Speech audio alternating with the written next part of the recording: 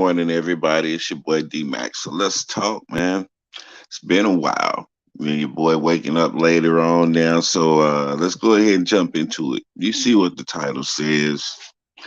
So you have these guys out here who are snitching on themselves on a regular basis on every song, every opportunity they get on social media. But you expect them to be a solid dude and keep your name out of stuff. This is not realistic, but this is what's going on out here today. We see all of these artists. We've had all of these conversations about who's a snitch, who's not a snitch, what constitutes snitching. But let's be honest, they all are snitches. They all are snitches. They snitching on themselves. They snitching on their boys on a regular basis in each one of these songs. And that's all the cops got to do is sit there and listen. Basically, they giving them a vacation. Cops love what these guys are doing right now because they're doing all of their work for them. That's like you went up on somebody's job and just started to do their job for the next 8 hours, or at least 7 of those hours. You're doing their work for them. This is exactly what's going on out here in these streets. So, how do you expect someone who has no value for themselves, because let's be honest, gang members don't value themselves. They don't value their life. They don't value the life of others. Let's just be real about it. So if you have a person who has no value for their own life, what makes you think that they're going to value yours? I mean, really and truly, honestly, I don't think I could trust a person who does not have any love for themselves. Matter of fact, I would never trust a person who has no love for themselves to do anything concerning my well being or my life. That's just unrealistic. But you have people out here with these unrealistic expectations of people who cannot follow through. I would not expect my 4 year old son to be able to do trigonometry. And I definitely wouldn't go out and do something to harm my son if he didn't know trigonometry. But this is what we're doing. We're asking for this is just an analogy. We're asking a 4 year old child to figure out trigonometry when we ask these guys out here in the streets to do something for somebody else. Now, I ain't gonna say the people in the streets don't do nothing for nobody else. They do stuff for other people. But when it comes down to life or death situations, and you think your boy is going to put your life over his life, there may be one out of a million that will, but that other 999,999, they're going to turn you in. They're going to say, "Hey, man, this ain't. This is." They're going to separate themselves from the situation. Let's just put it like that. And I've seen it time and time again. They won't say your name outright, but they will do the process of elimination to where it leaves them out of the scenario and other people in the light, so to speak. This is what happens daily. And I'm just asking a question. Why do you expect so much from somebody who does so little for themselves? I could never expect anything out of somebody like that. But this is where our neighborhoods are. And I don't know what's going to change the mindset of these people. And when I say these people, I'm talking about the youth, the young people. What's going to change their mindset? Well, I've had this discussion with somebody before, and I'll say it again. If you don't have anything to fill that void in their lives, if you don't have anything to make them feel wanted, if you don't have anything to make them feel any value in themselves, then it's a lost fight. You've lost already. So you have people who will go in and tell these kids, hey, don't do this, don't do that, come do this and do that. but they don't see anything in it for them because everything has always been an incentive for them growing up. Come in here and do this, or you'll get that. Well, if you go do this, then you'll get that. And then when they go out in the streets and they get that money, there's always going to be a compromise when it comes to getting that money if they're getting a substantial amount. Mothers tend to turn their head the other way. Fathers tend to turn their head the other way. The whole entire community tends to turn their head away until they get shot or one of their children catch a stray bullet from the actions of this kid who they've allowed to grow up and turn into this menace, and they just turn their head the other way. So just remember what turning your head the other way can lead up to. Turning your head the other way. What's happening, my brother? Blessings to see you. This is the truth, man. It's like, the, yeah, you choose to turn your head the other way, there's going to be a reckoning to come someday. That time that you turned your head is kind of like Peter Parker with his Uncle Ben. We all know the story. Yeah, you could have done something, but you chose not to. And then the end result came back to bite you in the butt. And that karma led to your Uncle Ben dying. But this is happening for real every day in Black communities all across the country. And no, there's no Spider Man. There's nobody there to pick up the pieces. There's nobody there to explain to these young men and young women what death really is. There's nobody there to explain to them the butterfly effect that they set off whenever they pull that trigger. When they let that trigger go, the vibrations from that shot sets off a butterfly effect. Well, now you've affected your family, you've affected that person's family, you've affected their children, you've affected, if they had a job or a career, you've affected their workplace, you've affected this whole entire country because you've taken a contributor out of this country. And we all know how our government depends on the people to make this economy what it is. So you're taking away from the economy in more than one way. You're taking away contributors, and you're also taking away the product, which is the money. And a lot of the money that they get through selling dope, through robbery, through whatever, you're not contributing to this community. You're not contributing to this country. So of course they're gonna take the gang members and put them on the domestic terrorist list. So now when you look on the domestic terrorist list, you're gonna see the GDs, the BDs. You're gonna see the Bloods and the Crips and any other prevalent gang is going to be on that list now. So guess what they're going to be able to do to you? Now they're going to be able to use a different policy, a different set of rules for fighting against you, and they'll justify it because you fall up under the terrorist label. So these are the guys that you are willing to place all of your cookies under. This is the person that you're willing to put all of your eggs in their basket. A person who's never contributed to the community, only taken away from the community.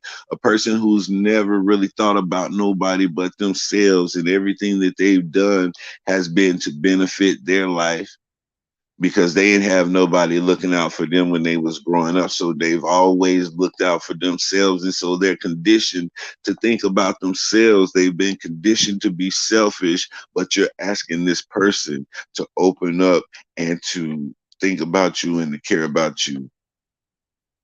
So if Lil Johnny is looking at 50 years and he's sitting there and those lawyers are talking to him and those the DA is talking to him, stuff like that, they're gonna play those games with him. Come on, we've all been in those situations before. If you had any type of adventure in your life as a young man or a young female, we know, because I remember when I was in high school, me and my best friend, we did some things, and you know, the peoples was called in. And so they did what they normally do on First 48. They took my boy in one office, took me in another office, and while they had me in there, yeah, your boy just said this, and your boy just said that. And I just stuck strong to everything that I said. And I was like, I don't know what he talking about. Yeah, well, if he did say that, I have no clue what he talking about. And so they let me go. And my boy came out of the other office later on. We linked up, and of course, we talked about it. Yeah, they said you was in there saying this and said you was in there saying that. I thought you was going to be gone when I came out of the office. I was like, bro, same thing, man. And right then and there, and this was in I think 1994. And so right then and there, me and my best friend figured out how they play us against each other whenever they get us in these rooms, get us separated. And they'll leave the door open a little bit for the first one to see you walk by with the people so that they'll be a small foundation of truth in what they start off saying, and then they'll just build lies on top of that, but you don't know their lies because you saw the first little bit of truth that they spoke. Yeah, they do got my boy in the other room. This is all a setup, man, because they understand that we'll turn on each other so quick. Y'all hear that finger snap? Just that quicker than that, man. They know that we'll flip on each other. That's all it takes is a little bit of pressure to burst this pipe, and this pipe is very strong. And so they put pressure on them dudes, and them dudes fold every time. I don't understand why we sitting here shocked, dismayed, disappointed, or not understanding that when it comes down to your life or their life, you might as well hang it up, bro. If you don't have anything to, if you don't have anything to get to those people to save yourself, and your partner knows some stuff and he go ahead and tell it before you tell it, then you just out of luck. So then it comes down to a game of, do I really trust my boy? If they took us in there and had us separated and started to tell us stuff, I'm trying to think of who I would stand strong and not say anything for. Now, me, I stand strong and wouldn't say anything, period, no matter who the person was. But I don't see anybody who would return that. This is what I'm talking about. And this is not for everybody. It's just I'm thinking in my mind, uh, people who I used to be out there in the streets with and all the things we used to do together and all the declarations that we made to each other, like, yeah, we boys, and if anything ever go down, I ride for my nigga, I die for my nigga. All of those declarations that we made when we was young and we had our little crew or whatever. I'm looking throughout my crew and I'm thinking, which one of them would go and lay it down, knowing that I had a part to play or I was the primary player in a situation that got us all in some legal trouble? That's a heavy thought, man. But you look at these guys today, what do you see? You see them not only telling on each other, but telling on each other on a large stage. They going on stage telling on each other. They going into the booth telling on each other. These dudes are going on world tours telling on each other. They made a tour out of snitching, self snitching, and then they turn around and start snitching on their boys too. What's this song that was out not too long ago? It was a very popular song. Um, what was the guy name? I don't even remember the rapper's name, man, but it was the song where it was just talking about all the people who got shot. Pink got shot. Billy got shot. Corbin got, yeah, and the kid Corbin, his parents found out that he was that his body was found. They found that out through that song. They found out that their son was dead through a song. And best believe, whenever the artist who wrote that song, him and his friends, started to get questioned by the police, now everything starts to come out because you always have somebody who's going to not only self snitch, but they gonna snitch on everybody else too. And that's when the cord starts to unravel. Yeah, you see these kids, man. They have no hope. They have no incentive to be a stand up person. What do they see in what benefit do they see in being righteous when they don't see any righteous people at all? Because I don't. I mean, I see some people who are trying, but we all know what the words say about what our righteousness is in the eyes of God. Our righteousness is like a filthy rag to him. So what we think is the cleanest, most pure, um, just untouched thing, I say that's a dirty rag to me. That's not righteousness. That's your version of righteousness. That's your idea of righteousness from the mindset of a man because you cannot think of things, you cannot fathom on a spiritual level what righteousness really looks like because we was born into a world of sin and we was born into iniquity and all evil and stuff like that. We have absolutely no idea what true righteousness looks like. Yeah, just think of the most saved or spiritually grounded person you can think of, not just in your family but in the world. Whoever you look to as a very spiritual person who has a few things figured out, they're nothing. And when I say this, I don't mean like I don't value them, but their righteousness, what you perceive as their righteousness, is absolutely nothing to God. So just look at it from that standpoint. There's not really anything that we can do from our human mind that can impress God other than, other than walk in His will. That's the only thing that we can do, man. But anything else that we think we're doing out here that man gives us praise for, because man will praise you for pretty much anything nowadays. And that's one of the biggest problems. That's why we're in the situation that we're in now, because you have this generation of people who were praised for the small things. They were praised for mediocrity. And when you praise someone for mediocrity, then you shouldn't expect anything less than mediocrity out of them. You shouldn't expect anything more than mediocrity out of them, because that's what you told them the standard was. That's what you told them is able to be celebrated.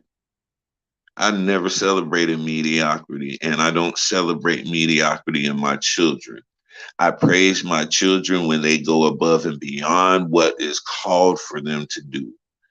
I praise my children for doing more than their reasonable service. If you go beyond what was asked of you without being asked and without an ulterior motive, just because you knew it had to be done, then yeah, I'll give you praise for that. But if you just do what you're supposed to do, why should I praise you for that? I'll thank you, but I'm not going to give you praise and make it seem like you did something major. And this is one of the areas in where we lost the people, because we started to praise mediocrity. And now, whenever somebody does what is required of them, it stands out.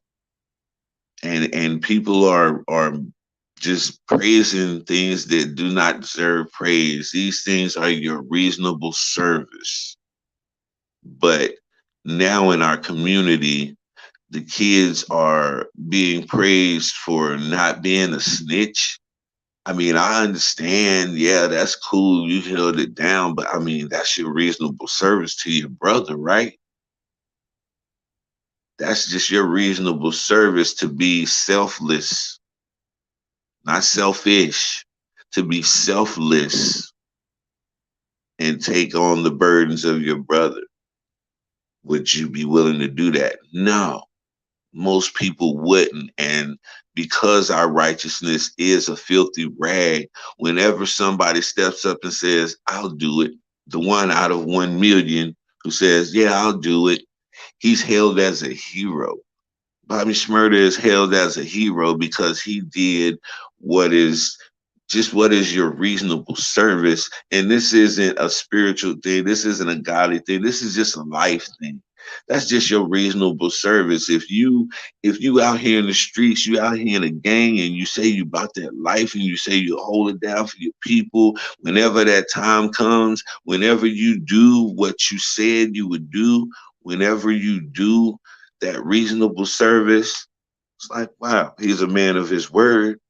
I can respect his word, but I still don't have to respect what he did. You know what I'm saying? And that's kind of where Bobby Shmurda falls. Yeah, we respect the principle of what he did, but it's not something that should have been so highly celebrated because let's be honest, he was holding firm to Eric thinking, all of that street shit. This is what he was holding on to. So do we reward somebody for being a good gangster? You know what I'm saying? Do we reward somebody for being a good murderer? Well, in the United States, yeah, we have. We've definitely glorified murderers constantly. So all of these mindsets that we're talking about and that we're feeling the pinch from in these days from this new generation is something that's been cultivated over time because we've celebrated mediocrity in our children, and we've what's the word I'm looking for? We've magnified their reasonable service as if they're doing something above and beyond when they're not. And so they think that's good enough, and it's not. Because if you expect height, I've always been taught this. Whenever you set a goal that's almost practically unattainable and go for that goal as hard as you can. Even if you don't reach that goal, you're still going to accomplish so much because you set the bar so high for yourself. And so still that's an accomplishment and that's a success because you accomplished a lot more than you would have if you just set a regular goal at where you thought you could obtain that goal. So that's the same concept. Man, whenever you teaching a child, whenever you're teaching anyone about anything, always have them to overdo it. Always have them to overperform that thing. So when they go out in real life and have a real life situation to where they have to use that in their life, they may overuse it. They may use it to just their right amount, but a uh, um, you're giving them a bar. You've set a bar. You've set a standard, and so they're not going to do their work underneath that standard that's been set because you mentally put them in a place to where they're going to try to overachieve every time. And so this is where you want to get people. And I understand that mindset in the training that I had coming up because there were different jobs, different positions that I had where I had to train. And their mindset was this: we're going to overtrain you. We're not going to expect you to perform like this when you get out there and actually start doing this job. But we'll know what you're capable of if the time comes to where we get in a pinch and we get under pressure and we have to crank it up a notch. This is what happens. They'll train you to overperform, but so that when you get on your job, you will be able to do that extra if they need you to. So you can't sit there and lie and say that you're not capable of it because you did it to prove that you are worthy of having this job and career in the first place. The same mindset in our neighborhoods. I remember my homeboy Greg. Shout out to my boy Greg. Man, every day we get out of school, his stepdad, Red, shout out to Red. Man, his stepdad would have Greg working. He would have him doing this. He would have him doing that. And we were like, dang, man, Red a butthole, man. Red mean, man. He always messing with your day, man. You can't just come out and do the stuff we doing and you just, we didn't understand what Red was putting in Greg. We didn't understand what Red was imparting into my homeboy. He was imparting a strong work ethic in my homeboy, and later on in life, man, I'm sure that there's been times where Greg had to reach down and use what his stepdad taught him and it's benefit him in his life and probably saved him from some situations. So these are the things that we have to think. We have to think long term in our children's life, not like just right now we can get them quiet and later on we can do, because later on never comes and we never end up imparting those things in our children. All we end up doing is giving them things and leaving them out there to figure out the real stuff for themselves. And so when they start to constitute their own ideology, their own thoughts and their own morals and values, or lack thereof, what do you have to say if you never gave them a template? If you never gave them any guidelines on how to live life? Because that's what's the most important thing. It's not giving them toys. It's not giving them clothes and stuff like that so their friends can think that come on, who are you fooling? You live in the projects. Just because you got on nice clothes, you still live in the projects, nigga. You still live in the projects. So you're not fooling anybody. Everybody out here know you're still broke because you're still living in the projects. So I don't see why parents thought that was a good idea. Let me have my baby out here best dressed, looking like the dope dealers on the block, even though we don't have no dope. We not selling no dope and we really don't have money like that. But at least my baby won't be getting picked on. Yeah, your baby is going to get picked on later on in life when your baby is not able to be a productive citizen in this world that we build.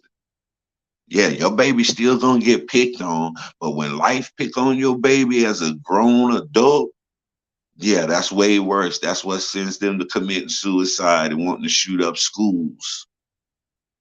These are the things we need to keep in mind while we're my bad. These are the things we need to keep in mind while we're out here going to the store, spending all of our tax money on these kids' shoes and chains and all of the stuff that will basically they little gangster starter kits. Moms, think about that before you go out there and buy your kids these little gangster starter kits. Me and my wife was in the store the other day, man, and I seen a mother over there buying some stuff for her teenage son. And he went straight to the rack where all that little fake jewelry is and got him a little thug starter kit. He got his long chain, he got his little bracelet or his little watch or whatever, all of those things that you see on the videos. But what is really being imparted into this young man? And I'm sitting there and I look at him and I'm wondering, okay, I see you out here buying all of this stuff. I see you out here spending all of that tax money, but have you invested in their future with that tax money? Because this is one thing that I don't ever see. I don't ever see that money being taken and invested in something that will teach that child, that will sustain that child. I don't see that happening at all. So where do we have to set up these classes for financial literacy so that these people, when they get these taxes, they can go and invest in their child's life so that they can truly benefit their child and their child can truly grow up to become somebody who contributes to this world instead of taking away from it. This is what I'd like to see.